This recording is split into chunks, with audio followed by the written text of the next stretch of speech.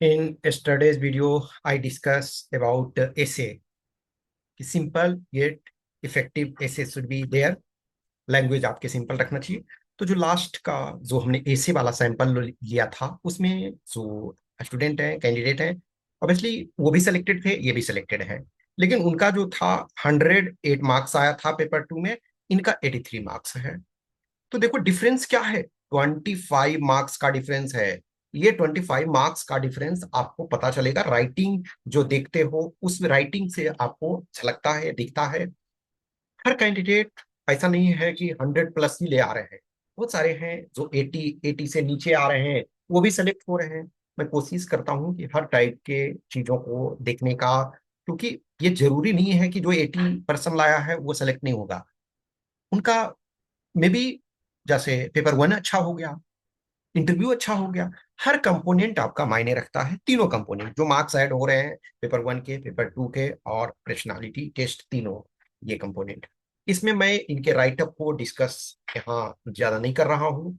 एक अच्छा जो आर्गुमेंट राइटिंग में आपसे क्या जरूरत है, और ये मैं आपको दे दूंगा, इसको आप खुद से देख लोगे, इसके पीडीएफ को आप देख लोगे, आप दोनों के अंतर को समझोगे। फिर मैं रिपोर्ट वाला भी दूंगा। और यस, जो आप लोग में से अ, हिंदी मीडियम वाले ने बोला कि ऐसे वाला हिंदी में, तो वो ऑलरेडी मैं और प्रोवाइड किया हुआ हूँ, लेकिन मैं और डिस्कस कर दूंगा, इसमें कोई दिक्कत नहीं है, जितना हो सकता है मैं करने के लिए। देखो जब भी आर्गुमेंट लिखते हो, तो आर्गुमेंट में जैसे कुछ कैंडिडेट्स का होता है कि बल्कि इंट्रो भी लिख देते हैं और बल्कि कंक्लूजन भी लिख देते हैं। देखो डियर, आपके पास 4 ऐसे हैं। एवरी ऐसे में आपको इंट्रो लिखना है, मेन बॉडी लिखना है, कंक्लूजन लिखना है।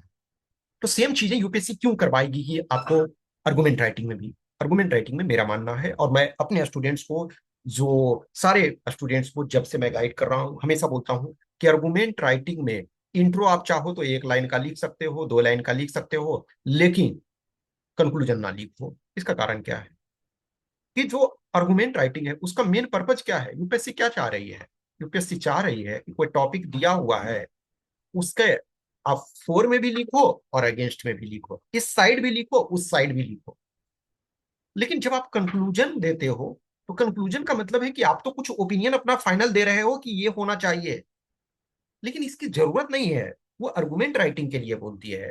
तो मेरा मानना है कि इसमें आपको कंक्लूजन देने की जरूरत नहीं है। मैं अपने हर स्टूडेंट्स को जो 100 प्लस भी लाए हैं, 110 प्लस भी लाए हैं, उनको भी मैं यही चीजें कहता हूँ कि सिंपल रखो, ज्यादा जरूरत नहीं। जैसे देखो, आप इनके देखो, इंट्रो के तौर पे जस्ट इन्होंने एक्चुअली ये था कि इम्पैक्ट ऑफ नक्सलिज्म जो है वो very limited in area in India. तो देखो एज ए इंट्रो के तौर पे क्या है, ये जस्ट इन्होंने बस ये लिखा है, ठीक है। फिर देखो पॉइंट आपके 1, 2, 3, ये 4 में है, ठीक है ना, 5, ये सॉरी, ठीक है, 1, 2, 3 हुआ, 4 एंड 5, 5 ये हुआ।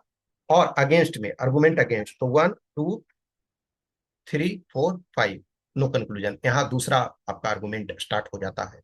तो देखो, जो मैं अपने हर कैंडिडेट को, स्टूडेंट को बोलता हूँ कि आपको आर्गुमेंट राइटिंग में आप चाहो तो 1 लाइन में इंट्रो दे सकते हो, अदरवाइज ना भी दो तो काम चलेगा। लेकिन मेन आपका जो है वो आर्गुमेंट डेवलपमेंट करना है, फोर में भी और अगेंस्ट में भी। देखोगे कि मैं जितने भी अपने स्टूडेंट्स जो मेरे सेलेक्टेड हैं, मैंने जितने के भी आर्गुमेंट दिखाए हैं, वो मैं एटलीस्ट बोलता हूं कि 5 आर्गुमेंट्स, 5 फोर में लिखो, 5 पॉइंट्स, और 5 अगेंस्ट में लिखो। इनिशियल देखो, मैं बार बार यही कहता हूं कि जब शुरू में एग्जाम, जब यूपीएससी कंडक्ट करवाने लगी थी असिस्टेंट कमांडेंट का, 2002 बैच फर्स्ट फर्स्ट टाइम था, तो उसमें से यदि देखा जाए तो यूपीएससी आर्गुमेंट राइटिंग और रिपोर्ट राइटिंग शामिल नहीं, आर्गुमेंट और रिपोर्ट शामिल नहीं था।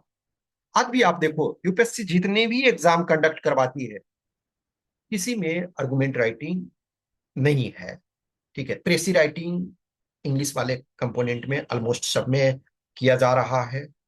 लेकिन अभी भी देखोगे कि डिफरेंट एग्जाम्स यूपीएससी जो कन्वेंशनल जिसमें लेती है, जिसमें कन्वेंशनल मेंस टाइप का, जैसे चाहे सिविल सर्विसेज का मेंस हो जिसमें इंग्लिश क्वालिफाइंग है, फिर या आप फॉरेस्ट सर्विस वाले लो, या इंडियन इकोनॉमिक सर्विस लो, इंडियन स्टैटिक सर्विस लो, स्टैटिकल। तो ये सब में क्या है, इंग्लिश है, लेकिन आर्गुमेंट राइटिंग किसी में नहीं है यूपीएससी के जो एग्जाम में सिर्फ असिस्टेंट कमांडेंट में। तो आर्गुमेंट का मकसद ये नहीं है, आर्गुमेंट का मकसद जो है कि आपको दोनों एंगल से देखने की कोशिश करना। सपोज आपका नेचर ऑफ जॉब ऐसा है कि जब आप एज ए असिस्टेंट कमांडेंट हो तो आपको दोनों एंगल से सोचने की जरूरत होती है, इस एंगल से भी और उस एंगल से भी। जब आपके पास वेपन हो ना, तो आप सामने वाले जो भी आ रहे हैं उनको सबको आप एंटी सोशल एलिमेंट ही नहीं समझोगे, आपको उस एंगल से भी सोचना पड़ेगा कि जो पर्सन सामने है या जिन एरिया में हम सर्व कर रहे हैं, सारे के सारे गुंडे मवाली और टेररिस्ट माओइस्ट नहीं है, उसमें से अच्छे लोग भी हैं। तो सबको हम एक ही तरीके से ट्रीट करेंगे तो वो गलत होगा। तो आपका आर्गुमेंट का ये मकसद होता है। देखो इनिशियल जब 2 इयर्स यानी 2011 और 2012, इन दोनों ईयर में आर्गुमेंट में वन आर्गुमेंट आपके 75 वर्ड्स में था। तो इसमें क्या आप इंट्रो दोगे, क्या कंक्लूजन दोगे, पॉइंट्स भी लिखोगे तो बस पॉइंट लिखोगे, एक्सप्लेनेशन क्या आपकी। अब यदि 75 वर्ड्स में ही आपको फोर में भी लिखना है और अगेंस्ट में भी लिखना है, तो आपके पास विकल्प है इंट्रो का, मेन बॉडी का और कंक्लूजन का? नहीं, आपके पास जस्ट है फोर, पॉइंट नंबर 1 2 3 4 5 या जो भी है। सोचो, तो यानी कि इसका मतलब क्या, 37 या 38 वर्ड्स फोर में, 38, और ये इसका मतलब क्या, यदि आप 7 वर्ड्स का पॉइंट लिखते हो तो 5 पॉइंट्स, 7 to 8 वर्ड्स का तो 5.4 में, 5 पॉइंट अगेंस्ट में। तो वहां एक्सप्लेनेशन का आपके पास कोई चॉइस नहीं था।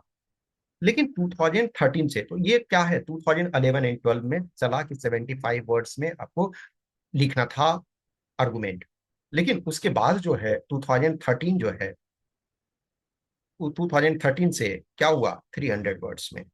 तो 4 टाइम्स हो गया। तो अब आपके पास है कि जो पॉइंट लिख रहे हो उसको एक्सप्लेन करो। तो मैं मानता हूं, देखो मैं ये नहीं कहूंगा कभी कि मैं ही सही हूं, no, how I can say कि मैं ही सही हूँ। लेकिन मैं जितने भी अपने स्टूडेंट्स को गाइड करता हूँ, जितने भी स्टूडेंट्स को मैंने अब तक इस जर्नी में गाइड किया है, तो मैं सबको बोलता हूँ कि आपको चाहो तो 1 लाइन में, 2 लाइन में इंट्रो लिख सकते हो, लेकिन कंक्लूजन ना दो, रदर पॉइंट आप जनरेट करो। अब देखो फोर में आपके पास 3 पेजेस है, 3 पेजेस यानी रफ में 300 वर्ड्स। देखो कुछ ईयर में यानी 2013, 2014, 2015, इन ईयर्स में वर्ड्स दिए हुए थे। 2016 से वर्ड्स नहीं दिए हुए रहते हैं, लेकिन पेजेज आपको 3 मिल रहे हैं। जैसे एसे में 3 पेजेज मिल रहे हैं तो 300 वर्ड से अप्रॉक्स, इसमें भी 3 पेजेज हैं, सेम मार्क्स 20। तो इसका मतलब क्या है कि आपको जो है करना है 3 पेजेज में तो ऑलमोस्ट 300 वर्ड्स। तो 300 वर्ड्स तो यानी फोर में 150 वर्ड्स और अगेंस्ट में 150 वर्ड्स। यदि हम 5 पॉइंट्स लिखें तो 5 पॉइंट्स में तो एवरी पॉइंट में 30 वर्ड्स पढ़ते हैं, एवरी पॉइंट 35 into 30 यानी 150। तो पॉइंट लिखो फोर, जो चाहो 1 लाइन में इंट्रो, 1 2 लाइन में इंट्रो लिख दो, उसके बाद फोर। फोर में आप हेडिंग दो, हेडिंग जैसे ये इन्होंने एक एक शब्द का हेडिंग दिया है, आप चाहो तो ज्यादा, जैसे इसमें 2 वर्ड्स का है, तो नॉर्मली कोशिश करो ना कि जो हेडिंग हो वो आपके 3 to 4 वर्ड्स के हो, या 3 to 5 वर्ड्स के, 3 to 5 वर्ड्स के हेडिंग हो।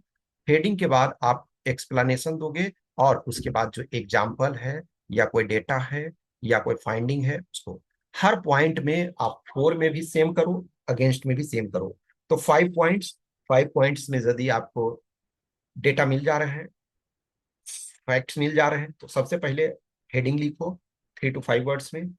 आइडिया दो, आइडिया दो कितने में, 10 to 15 वर्ड्स में या 10 to 20 वर्ड्स में, और एग्जाम्पल 10 वर्ड्स के आसपास में एग्जाम्पल दे दो।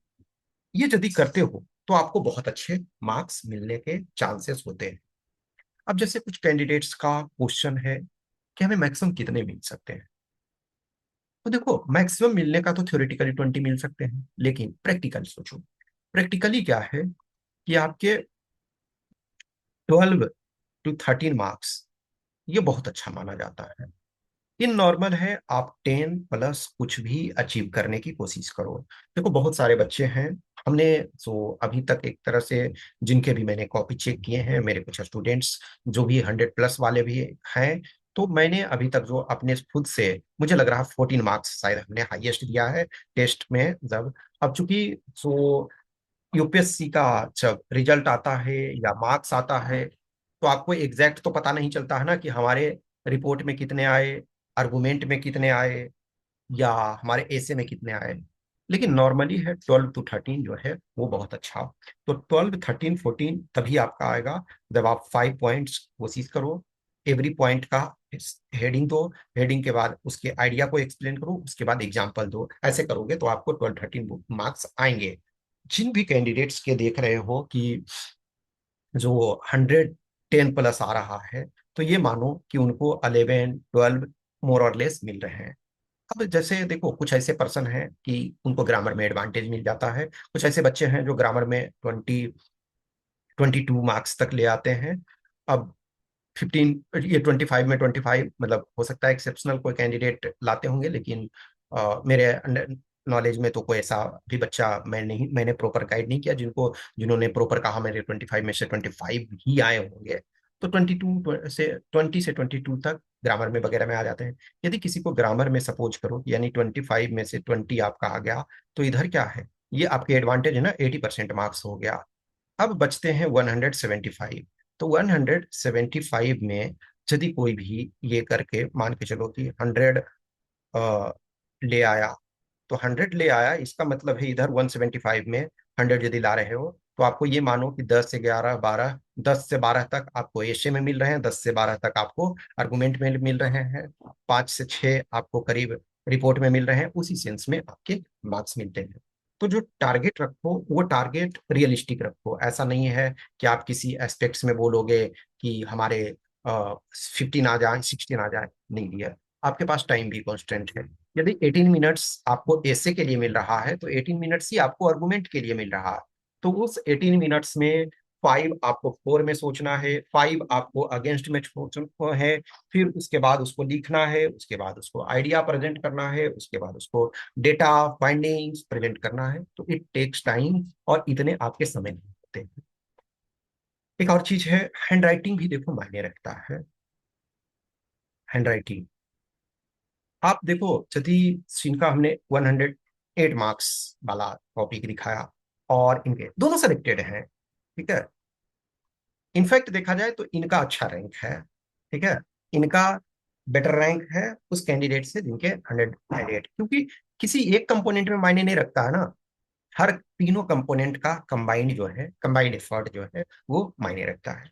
तो किसी भी पर्सन का हो सकता है, किसी का 65 आया हो पेपर 2 में, लेकिन उनका रैंक जो है अंडर 50 में हो सकता है, क्योंकि तो अदर कंपोनेंट्स जो है उसमें से। तो ये कभी मत सोचो कि हमारे, लेकिन हाँ, आज के स्टैंडर्ड में मैं ये हमेशा कहता हूँ कि 90 मार्क्स लाने की कोशिश करो कम से कम। देखो अब जो 9 बोलोगे हमारे से 95 तो ऑलरेडी आ रहे हैं, तो आप 100, 105, 110, 115 ये करो। लेकिन जो नॉर्मल जो कैंडिडेट सपोज करो कि जिनको लगता है कि हमारे 70, 75 आ रहे हैं अभी, तो कोशिश करना है कि आप 70, 75 में हो तो आप 90 तक पहुंच सकते हो। यदि आप अभी से थोड़ा सा पुश करो, थोड़ा सा एक्स्ट्रा एफर्ट लगाओ, तो ये इसको मैं एक्सप्लेन नहीं कर रहा हूँ फिलहाल के लिए, जो इसको मैं आपको सेंड कर दूंगा टेलीग्राम ग्रुप में। और ये जो वीडियो का डिस्क्रिप्शन है उसमें भी आपको मिल जाएंगे ये, तो आप वहां से भी उसके लिंक मिल जाएंगे, और उनको देखो, उनको समझने की कोशिश करो।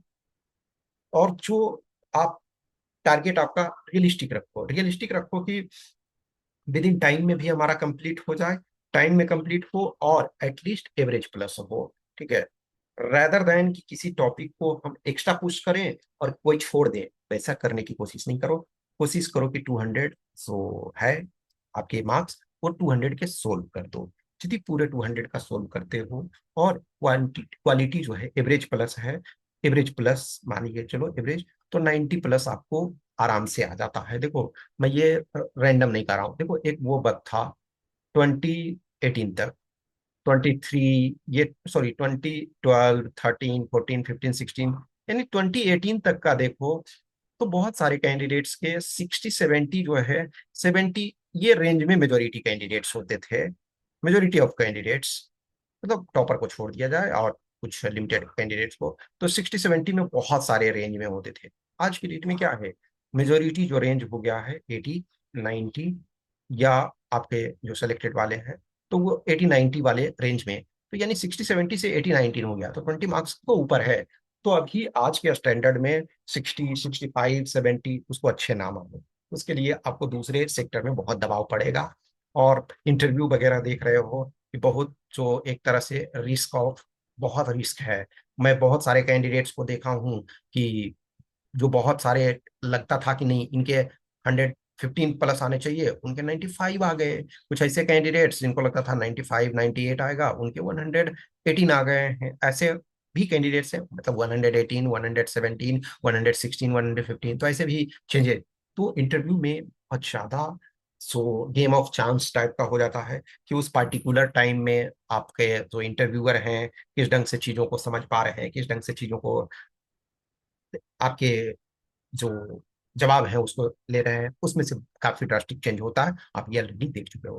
तो लेकिन रिटर्न पार्ट में है, उसमें बैलेंस करने की कोशिश करो, ठीक है। तो इनको देखो, और ये एस्पेक्ट्स हैं इसके, जो पॉइंट्स है देखो दोनों में जो है, उन्होंने कंक्लूजन नहीं लिखा है। मैं अपने स्टूडेंट को, जो मेरे से जुड़े हुए स्टूडेंट्स हैं, मैं उनको बोलता हूँ कंक्लूजन ना लिखो, रादर देन आप पॉइंट्स जनरेट। लेकिन हाँ, आपकी फ्रीडम है। मैं कौन होता हूँ, मैं तो जो इस जर्नी को देख रहा हूँ उसके आधार पर बता रहा हूँ। आपको लिखना है आप लिखिए, आप स्वतंत्र हैं। कुछ भी क्वेश्चंस की डाउट्स होता है तो आप मैसेज कर सकते हैं, आप कमेंट कर सकते हैं। यदि आपको लगता है कि यस टेस्ट वगैरह लिखने से हमें थोड़े फायदे हो सकते हैं तो आप लिख सकते हो, या आप जहां भी लिख रहे हो आप कंटिन्यू रहो। जहां भी आपको प्रॉपर गाइडेंस मिल रहा, फीडबैक मिल रहा, तो उस चीज को करो। Okay, thank you.